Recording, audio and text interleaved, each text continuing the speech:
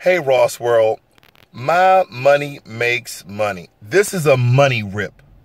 Car payments, okay?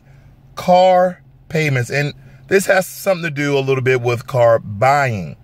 You're in the market for a new car, and I've ragged on this, but giving you the information to help you to make a better choice. Whether you buy a used car or a new car, and you have to take out a loan, it's simply a bad fucking idea. And excuse my language, don't forget, money rips is where I use a little bit of profanity and give you the real side of how actually I feel. I love nice things. I actually do.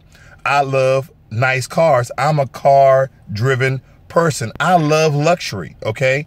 I used to be, back in the day, I used to love sports cars. I used to hook up cars. I used to put a lot of money in cars for no apparent reason, knowing I wasn't a professional racer, but I put over $20,000 in a Mazda Protege to make it the heap and pile of junk that it turned out to be, but it was fast. Someone say, hey man, you want a sports car, buy a sports car. Buy a sports car. Don't buy a rice burner and try to make a sports car. Good information. But let me tell you this. I was just talking to a guy at T-Mobile, and he was talking about buying a car. And of course, I had to give him my little 2 cents inside of it. I look at it like this, and I told him about the $900 destination charge when you go and buy a new car. You know, they had that data sheet of the packages and everything that car entails, and also the pricing. Look at that $900 data sheet. It's totally and utterly ridiculous and outrageous, because they are charging you, the consumer, for taking that vehicle from the manufacturer, bringing it to their car dealership lot, but charging you the destination price, because they're like, oh, that's on there because the car has been shipped here. And basically the owner of that dealership does not want to take that cost, does not want to take that debt on the books for himself. Listen, I didn't tell you to open up a car lot. I didn't tell you to buy X amount of cars. I didn't tell you to ship those cars here. And now you're going to charge me because I want to buy a car from you. If you don't waive that $900, I am not, I repeat, I am not going to buy a car from you. And I'm going to do a couple reviews to let everybody know that you are a freaking crook. Now, a lot of you are saying, hey man, every time I bought a new car, that price was on there with any dealership, any brand new car dealership, and you are correct. And it's absolutely, here it is, preposterous. It's fucking crazy for me to pay you $900 for you to ship your car to yourself, to not come and pay for it. It's kind of like this. You put some stuff on OfferUp. You put some stuff on Let It Go. You tell me where to go meet you to buy it, and then you charge me the amount that it took you to get it shipped to you and to the place we're going to meet before I can buy it. Does that make any sense? I think not. Well, it doesn't make any sense to me. And if any of you out there know about car buying, I don't care. It should not make sense to you. They're making you swallow the cost of them shipping something to them. How about this? Someone on Amazon, right? Say you're not a Prime member. Say somebody on Amazon orders something and shipping is $50. But then on your Amazon account, you see a negative $50. Like, I didn't buy anything. But you was going to go on that particular person's, within Amazon and buy something, but you was going to incur the price that they use, okay, that they spent for shipping to them for it to be shipped to you. That, I know you're like, yeah, that doesn't make any sense. And that's only a piece of the pie. I want you guys to comb through, okay?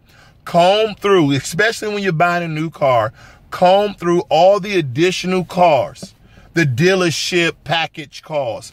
Don't pay for that crap. Negotiate out of it. Hassle out of it, okay? I have bought vehicles, at least in all my buying, $10 cheaper, $10,000 cheaper than what they asked for. In most cases, $15,000 cheaper. I didn't bought cars that was listed for $52,000. I bought them for $38,000, okay? And this is not about debt, right? So don't put in the comment section, hey man, you still incurring debt, you took out a loan. Hey, I'm off of it. You know what this is about. This is about car buying, okay? And the payments, All right. And I bought vehicles for 40-something thousand and still bought it for 38,000 because you got to weed through all the bullshit that they have on these little things and listing and this. And it's all about negotiation. Understand the difference between a new car and a used car is that a new car is a new car, but the markup is almost 1,000%. So they have a lot of wiggle room when it comes to giving you a better deal. And listen, it's kind of like poker. Don't show your hand. This is what I want you to do if you're part of AAA and you're part of all these little, and you're a school student or you're in college and they give you all these discounts, right? They give you all these discounts. Don't let them know that. Don't let them run your credit. What I want you to do is this. I want you to negotiate to the lowest possible price. So if you see a vehicle and the vehicle is 40,000, you go on the Blue Book, you go on Napa, and you say, what's the new car price? Oh, sir, this has this package deal and that package deal. Don't worry about those package deals.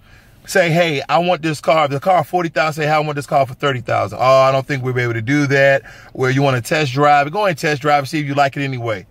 Then they're going to say, hey, let's run your credit. Like, no, I need to get the price where I want the price to be.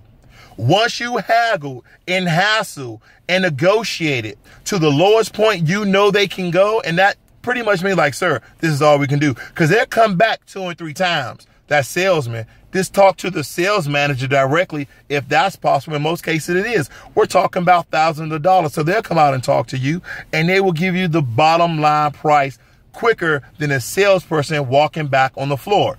Once you get that price, now you hit them on part of AAA, 500 or 1,000 off. Now you hit them in the military or some sort of government entity that gives you discount. Or I'm a student and you take off 500 for a student.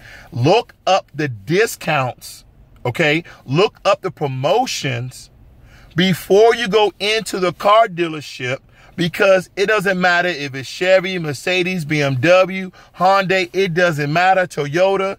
All of these had these hidden discounts that the consumer never looks up, that they will literally take thousands of dollars off your vehicle. Say I negotiated $5,000 down or $6,000 down.